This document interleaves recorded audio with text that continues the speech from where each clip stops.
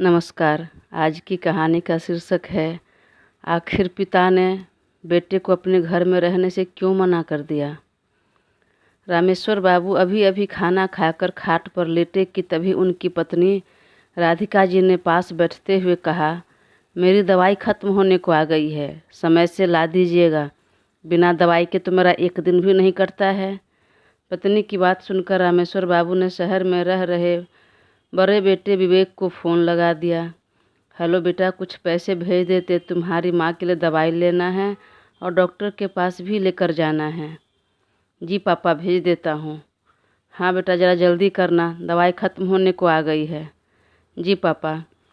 उसी रात विवेक ने अपने छोटे भाई अमर से कहा, अमर, गांव से पापा का फ़ोन आया था, कुछ पैसे भेजने के लिए बोल रहे थे, माँ की दवाई के लिए। मेरे पास तो फ़िलहाल पैसे नहीं हैं, अगर तुम्हारे पास है तो भेज दो। भैया, पैसे तो मेरे पास भी नहीं हैं, आजकल वैसे भी दुकान अच्छे से नहीं चल रही, तो कमाई कम है, ऊपर से खर्च भी ज़्यादा है। आपके पास है तो भेज दीजिए, मैं अगले महीने भेज देता हूँ। छोटे भाई की बात सुनकर विवेक तिलमिला गया। हर बार तो मैं ही पैसे भेजता हूँ, एक बार तुम भेज दोगे तो क्या होगा। तुम्हारा हर बार का यही बहाना है कि दुकान नहीं चलता है। अगर नहीं चलता है तो फिर तुम्हारा परिवार कैसे चलता है। आखिर मैं ही कितना पैसा भेजता रहूं। मेरा भी तो परिवार है, बाल बच्चे हैं, मेरा भी खर्च होता है। अगर पैसे नहीं है तो कुछ इंतज़ाम करके भेज दो। ठीक है, देखता हूँ, अमर ने कहा। तो विवेक ने पापा को फ़ोन किया कि पापा, अमर आपको पैसे भेज रहा है। ठीक है बेटा, जल्दी करना ज़रा, जानते हो ना उसके जोरों का दर्द है, एक दिन भी दवाई नहीं खाएगी तो बिस्तर से उठना मुश्किल हो जाता है। जी ठीक है पापा।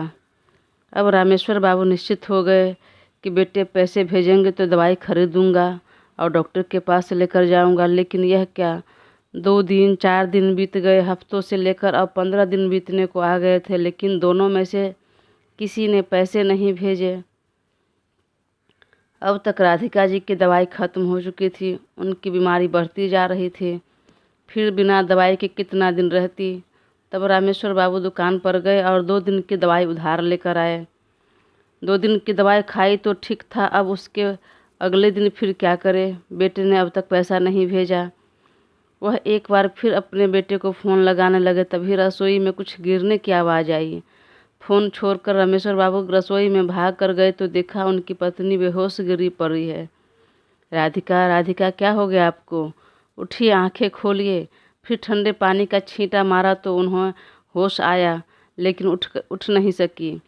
एक तो जोरों का दर्द, ऊपर से ठंडी महीना, गिरने की वजह से चोट बहुत ज़ोर से आई। वह भागकर पड़ोस में गए और पड़ोसी से डॉक्टर को बुला देने के लिए कहा। अब की बार उन्हें अपने बेटे पर बहुत गुस्सा आया और तुरंत उसे फ़ोन लगाया। अरे क्या नालायक बेटे हो तुम लोग, तुमने पैसा क्यों नहीं भेजा अब तक? देखो तुम्हारी माँ की तकलीफ़ कितनी बढ़ गई है, अभी गिरकर बेहोश हो गई थी। तुम लोग एक बार शहर चले गए तो क्या वहीं के निवासी हो गए? घर पर माँ बाप भी है, उनके लिए भी कुछ जिम्मेदारी है, यह भूल गए क्या? जल्दी से पैसा भेजो वरना मुझसे बुरा कोई नहीं होगा, लगभग रामेश्वर बाबू ने नाराज़गी भरे शब्दों में कहा। पापा की बात सुनकर अमर भी नाराज़ हो गया और ज़ोर से बोला, पापा, आपको पैसे भेजने के लिए मेरे पास भी तो पैसे होना चाहिए ना। मेरे पास पैसे का झाड़ नहीं लगे हैं जो जब चाहा डाल हिलाया और आपको भेज दिया। और बड़े भैया तो आपको हर महीने पैसा भेजते ही है, वह पैसे कहाँ जाता है, क्या करते हैं? और आप तो 2 ही लोग रहते हैं, कितना खर्चा होता है। फिर खेती बाड़ी भी तो है, अनाज भी तो होता है। आखिर आप करते क्या है इतने पैसों का? और जब आपको पता है कि माँ की तकलीफ़ इतनी बढ़ जाती है तो पहले ज़्यादा दवाई खरीद कर रख दीजिए। वह तो नहीं करते हैं, आपको बस पैसे मिले नहीं कि अपने चाय पानी से लेकर पान सुपारी में खर्च कर देते हैं, दोस्त यारी में उड़ा देते हैं। अरे क्या ज़रूरत है आपको इस उम्र में दोस्तों के पीछे इतना खर्च करने की। बेटे की इतनी कड़वी बातें सुनकर रामेश्वर बाबू सन्न रह गए, आंखों में नमी आ गई। जिस बेटे को बचपन से पाला पोसा, इतना लाड़ प्यार जताया, उसकी पसंद नापसंद का हमेशा ख्याल रखा, अपनी ज़रूरतों को भुलाकर उसकी ज़रूरतें पूरी की, वही बेटे अपने बाप के साथ इस तरह कैसे बात कर सकता है? कहाँ कमी कर दी मैंने? सही शिक्षा नहीं दी या सही संस्कार नहीं दिया? किसका असर है जो बेटा इस ऐसा हो गया? अब क्या करूं? बड़े बेटे को फ़ोन लगाऊं? नहीं, कहीं उसने भी ऐसा बोल दिया तो? फिर वह तो पैसा भेजता रहता है। जब तब एक पल के लिए चुप रह गया। तभी पत्नी ने धीरे से आवाज़ लगाई, क्या हुआ? क्यों चुप हो गए? क्या बोल रहा है अमर? कब तक पैसा भेजेगा? बोलिए ना कि खेती बाड़ी करने में भी कितना मेहनत लगता है। अब आप करना छोड़ दिए, खेत बटाई पर लग गया है तो अनाज कम होता है। फिर दवाई के अलावा साग सब्जी दूध फल में भी तो पैसा जाता है, और खेती से आमदनी ही कितनी होती है। रामेश्वर बाबू कुछ बोलते उससे पहले ही बेटे ने फ़ोन काट दिया। बेटे की बात रामेश्वर बाबू को दिल पर चुभ गई। आखिर यही खेती बाड़ी कर मेहनत कर मैंने बेटों को पढ़ाया लिखाया और काबिल बनाया। जब जितना पैसा मांगा चुपचाप दिया, कभी 1 रुपये का हिसाब नहीं मांगा। आज वही बेटे हमसे हिसाब मांग रहा है, मेरे खाने पीने के लिए रोक टोक लगा रहा है। उन्होंने फ़ोन रखा और तुरंत आंगन से बाहर निकल गए। तब तक राधिका जी ने पूछ लिया, कहाँ जा रहे हो? क्या बेटे ने पैसे नहीं भेजेगा? कोई बात नहीं, जाने दीजिए। शहर में परिवार को लेकर रहता है तो उससे भी काफ़ी खर्च होता होगा। तुम परेशान मत हो, वह पैसा भेज रहा है। मैं तुम्हारा दवाई लेकर आ रहा हूँ। तभी डॉक्टर आए, चेक किया तो बोला आपका बीपी बढ़ गया है, इस वजह से आप गिर गई थी। फिर उन्होंने दवाई दी। डॉक्टर जाने लगे तो रामेश्वर बाबू ने धीरे से कहा, डॉक्टर अभी तो हाथ खाली है, बाद में आपको हम पैसे देते हैं। अरे कोई बात नहीं रामेश्वर बाबू, आप आराम से दीजिए। दवाई लेने के बाद राधिका जी का दर्द भी कम हुआ और आराम महसूस हुआ तो सो गई। तब रामेश्वर बाबू आंगन से बाहर निकले और कुछ सोचते हुए गांव के एक जमींदार के पास चले गए। उनसे कुछ देर बातें की। फिर जब दोनों ने आपस में सहमति जताई तब वह घर आ गए। अगले ही दिन रामेश्वर बाबू ने घर की ज़रूरत की चीज़ों के साथ राधिका जी के लिए 1 महीने की दवाई भी लेकर आ गए। बच्चों ने पैसे भेज दिया? रामेश्वर बाबू ने हाँ में सिर हिलाया। वह अपनी बीमार पत्नी को और चिंता न हो, बीमारी न बढ़ जाए, इसलिए वह सच्चाई नहीं बताए। कुछ दिनों बाद उन्होंने जमींदार को अपने ज़मीन का एक हिस्सा बेच दिया। जब यह बात बेटों को पता चली तो वह तिलमिला गए। आखिर पापा ज़मीन क्यों बेच रहे हैं? क्या इतनी ज़रूरत आ पड़ी? क्या खर्च बढ़ गया? तुरंत पापा को फ़ोन किया। रामेश्वर बाबू ने फ़ोन उठाया तो उधर से बेटे ने नाराज़गी से कहा, पापा हम पैसे भेज रहे थे ना, क्या ज़रूरत थी खेत बेचने की? रामेश्वर बाबू ने तुरंत कहा, आप कौन हैं? आपको नहीं जानता हूँ। और आपने किसे फ़ोन लगाया? पापा आप यह क्या कह रहे हैं? मैं अमर बोल रहा हूँ। देखो मैं किसी अमर और विवेक को नहीं जानता, मेरे बेटे कोई नहीं है, आपने गलत नंबर लगाया, बोलकर उन्होंने फ़ोन काट दिया। ओह, तो पापा की नाराज़गी बढ़ गई है। दोनों ने तुरंत अपने पास पैसे लिए और भाग कर गाँव आए। घर आकर दोनों भाई दंदना कर आंगन में पहुँचे। बोले, पापा पापा आपको कितना पैसा चाहिए? लीजिए पैसे, और यह खेत ज़मीन जायदाद बेचना बंद करिए। अरे हमारे भी बच्चे हैं, कभी हमें भी यहाँ रहने की ज़रूरत हुई तो हम कहाँ रहेंगे, क्या करेंगे? बोलकर दोनों ने आंगन में बैग रखा और खाट पर बैठ गया। सबसे पहले तो यह बताओ कि तुम लोग यहाँ क्यों और क्या करने आए हो, किस हक से आए हो?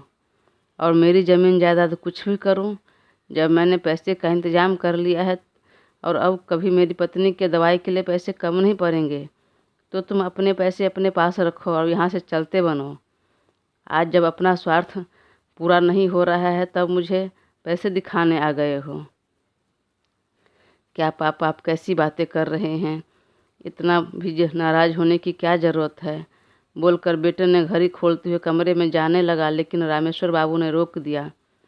खबरदार, जो मेरे घर में कदम रखा तो अब वह घर तुम्हारा नहीं है। मेरा नहीं है? क्या मतलब है कि मेरा नहीं है? हाँ, वह घर तुम्हारा नहीं है, क्योंकि हम दोनों ने अपने लिए एक कमरा छोड़कर बाकी के 2 कमरे को किराए पर लगा दिया है। अगर तुम लोग को इधर रहना है तो अपने घर का इंतज़ाम करो। और हाँ, मैं ज़मीन का एक हिस्सा बेचकर राधिका के साथ अपना निर्वाह कर रहा हूँ। अब तुम लोग को कुछ बोलने की ज़रूरत नहीं है, और पैसे देने से फुर्सत हो गई तुम लोगों को भी। राधिका जी ने सुना तो छाती पीटने लगी। आप कैसी बातें कर रहे हैं? राधिका बेटे के प्रति मुंह ठीक है, लेकिन इतना भी नहीं कि बेटे क्या गलत व्यवहार भी सही लगने लगे। यह पैसे नहीं दे कोई बात नहीं, लेकिन पूछो इसने किस तरह से अपने बात की। हमने कब इसके लालन पालन में कमी की, तो फिर आज जब मुझे ज़रूरत हो रही है तो इस तरह से क्यों बात किया इसने। फिर रामेश्वर बाबू ने अपनी पत्नी को सारी सच्चाई बता दी। सुनकर राधिका जी को भी बहुत आश्चर्य हुआ। उन्हें एक पल के लिए यकीन नहीं हुआ कि बेटे इस तरह बात कर सकते हैं, लेकिन दोनों बेटों की झुकी नज़र बता रही थी कि पति सही कह रहे हैं। दोनों बेटे ने हाथ जोड़ लिया। राधिका जी का मन एक बार पसीज गया, लेकिन रामेश्वर बाबू ने कहा, मैंने तुम दोनों को पढ़ा लिखा कर इस काबिल बना दिया है कि अपने बलबूते जीवन जी सकते हो, तो जियो और मुझे भी जीने दो। सुनकर दोनों बेटों ने पापा के पैर पकड़ लिए। ठीक है पापा, आप मुझे कुछ मत दीजिए, लेकिन प्लीज़ आप मुझे माफ़ कर दीजिए और मुझसे रिश्ता मत तोड़िए। पापा ने मुंह घुमा लिया। जानते हो बेटा, जैसे छोटे बच्चे को माँ बाप से उम्मीद रहती है कि बिना मुंह खोले वह हमारे ज़रूरत को समझ जाए, वैसे ही बुजुर्ग होते माँ बाप को भी अपने बच्चों से यही उम्मीद रहती है कि बच्चे बिना कहे उनकी ज़रूरत समझ जाए। पापा प्लीज़ मुझे माफ़ कर दीजिए। बेटों को देखकर राधिका जी का दिल पसीज गया। देखिए, है तो ये अपना ही खून, अपना ही बेटा, तो इस तरह मुंह मत मोड़िए। बोलकर राधिका जी की आंखों में आंसू आ गए थे। जाओ, मैंने तुम दोनों को माफ़ किया, क्योंकि मैं अपनी पत्नी की आंखों में आंसू नहीं देख सकता। लेकिन हाँ, जब तक तुम दोनों हमारे प्रति अपनी जिम्मेदारी नहीं समझोगे, तब तक तुम्हें हम इस घर में नहीं रहने दे सकते। दोनों ने पापा के आगे हाथ जोड़ लिया। पापा, मुझे रहने दीजिए या नहीं रहने दीजिए, पर अब आपको एक भी शिकायत का मौका नहीं दूंगा। बेटे की बात सुनकर दोनों पति पत्नी की नाराज़गी दूर हो गई। उनके चेहरे पर छोटी सी मुस्कान आ गई। आखिर बेटे को अपनी गलती का एहसास जो करवा दिया था। समाप्त। दोस्तों, अगर कहानी पसंद आए तो प्लीज़ चैनल को ज़रूर सब्सक्राइब करें।